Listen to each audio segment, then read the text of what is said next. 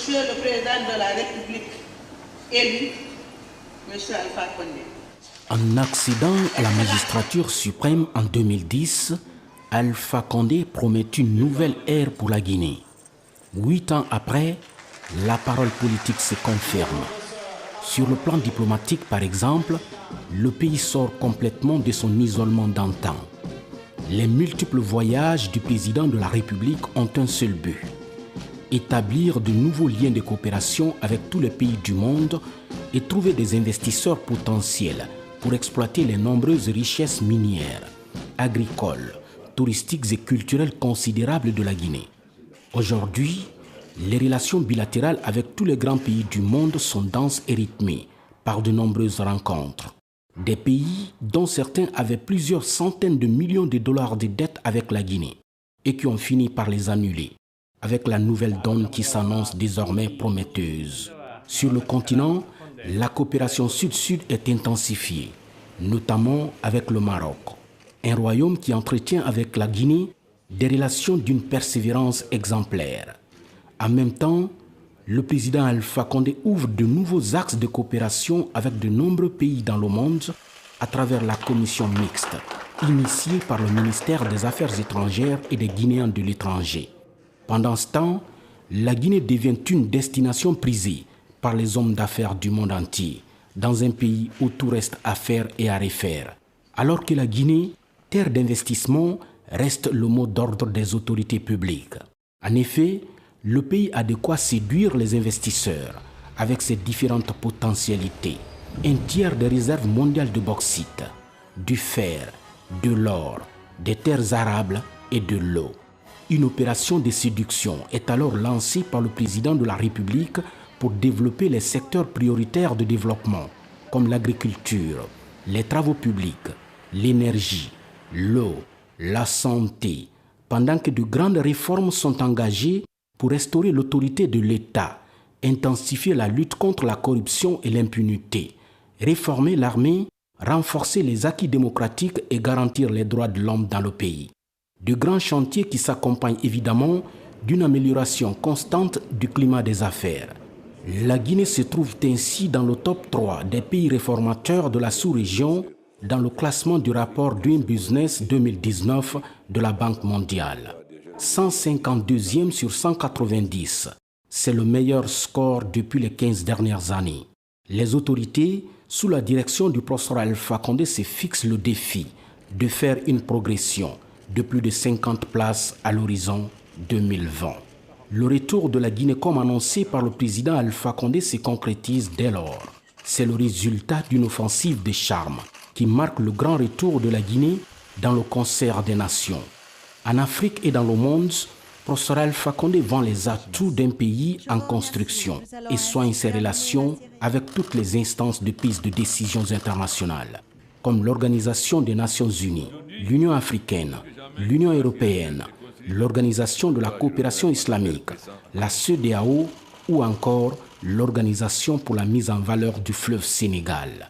Au sein de toutes ces institutions et organisations, la Guinée avait perdu toute crédibilité. Et pour cause, le pays ne s'acquittait plus de ses contributions et ses dettes étaient colossales. La Guinée n'avait plus la parole dans tous les grands rendez-vous du monde.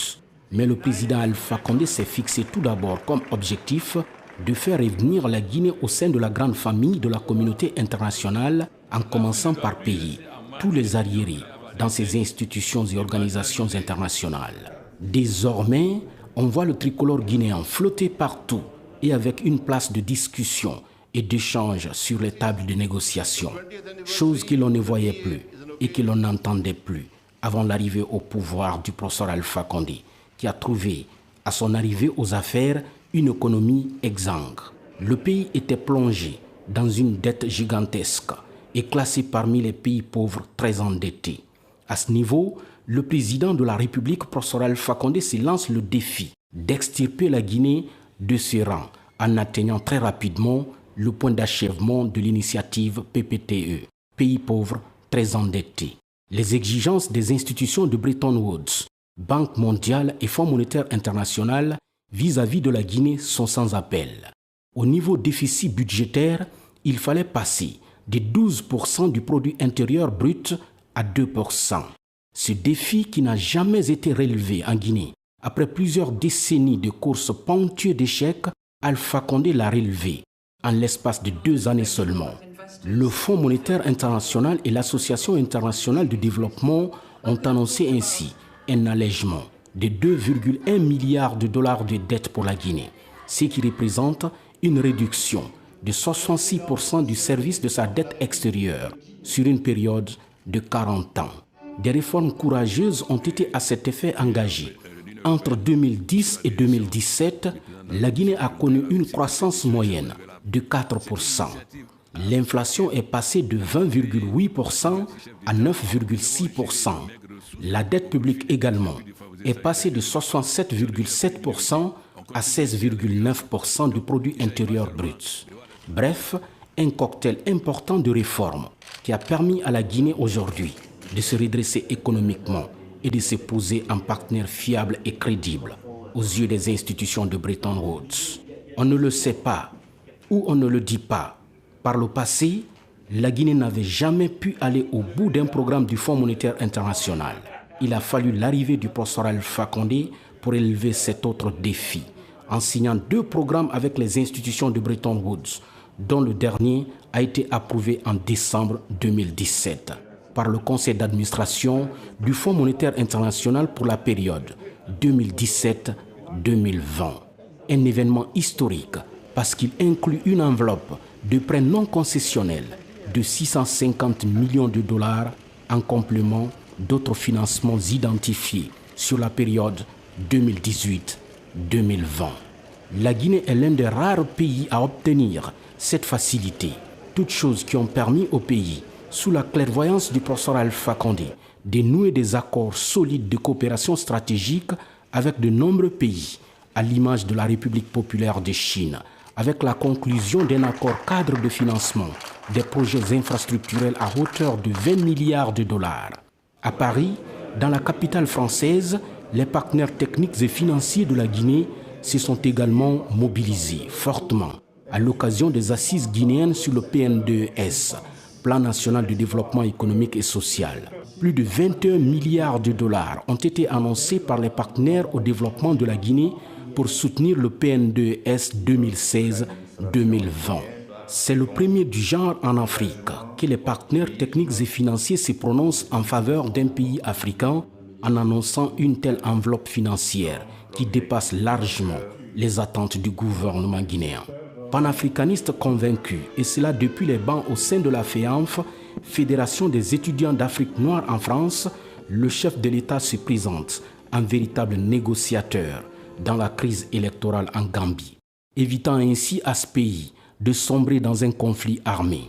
Après 24 heures d'intenses discussions, Yahya Jammeh a finalement accepté les propositions faites par professeur Alpha Condé, qui consistaient non seulement à céder le pouvoir à Adama Barrow, mais également à quitter la capitale Banjul pour la Guinée équatoriale.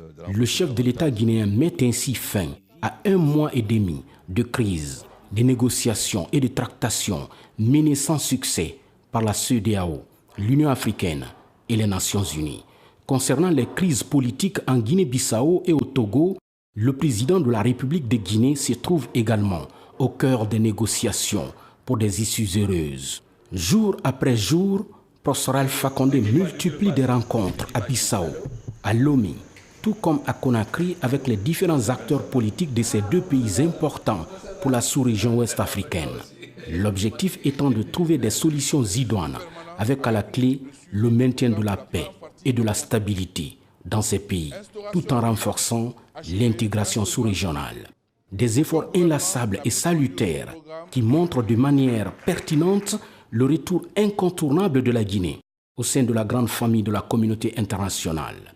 Toutes ces actions diplomatiques sans relâche, menées partout avec diligence par le président de la République, professeur Alpha Condé, ont permis l'attribution à la Guinée la construction du siège du CADM, Centre africain pour le développement minier, comme pour dire tout simplement que la Guinée reste l'un des membres incontournables de l'unité africaine. Aussi, le leadership exemplaire du président Alpha Condé à travers aujourd'hui sa participation active dans tous les grands rendez-vous concernant les problèmes qui minent le continent.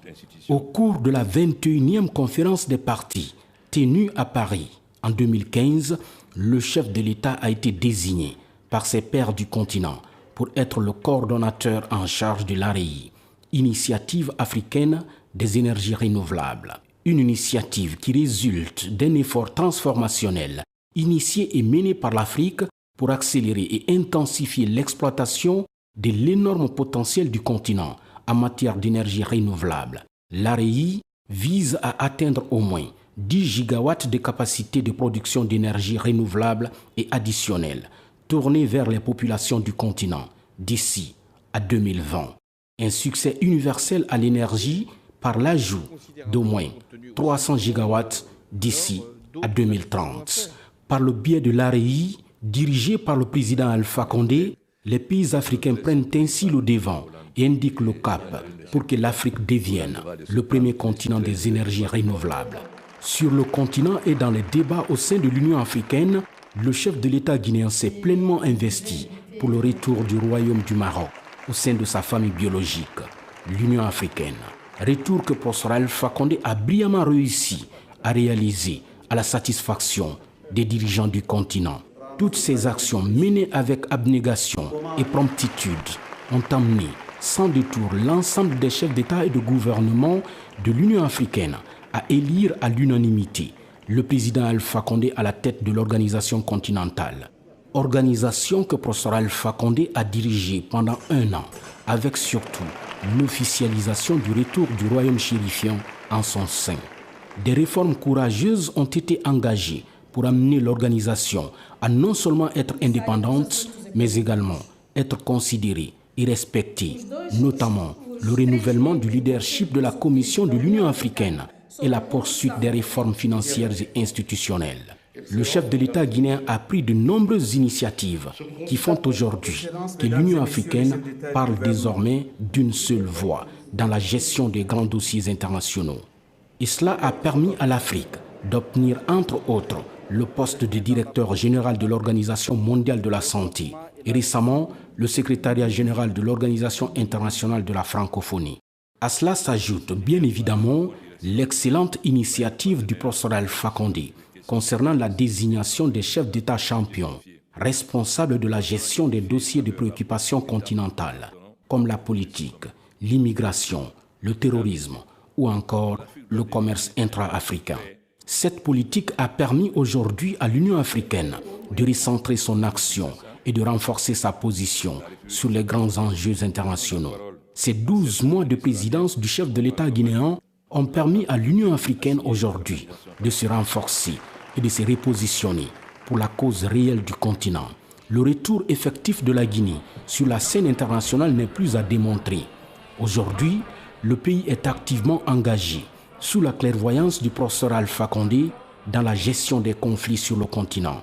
C'est le cas notamment au Mali, où pour la première fois et grâce aux nombreuses réformes menées avec diligence dans le secteur de défense et de sécurité, la Guinée déploie un bataillon de 850 hommes dans ce pays frère au sein de la MINUSMA, Mission des Nations Unies pour la sécurisation du Mali. Après donc plusieurs années d'absence sur la scène internationale, dans le cadre du maintien de la paix, l'armée guinéenne fait désormais son retour. Cette présence massive des chefs d'État et de délégation à Conakry pour fêter en apothéose avec la population guinéenne les 60 ans de l'accession de la Guinée à la souveraineté nationale et internationale est une parfaite illustration de ce retour réel de la Guinée dans le concert des nations. Jamais le pays n'avait connu autant de délégations étrangères comme celle-ci depuis maintenant plus d'une trentaine d'années. Une fierté nationale marquée surtout par le leadership du président de la République, professeur Alpha Condé, avec son slogan « Guinea is back », devenu aujourd'hui une réalité.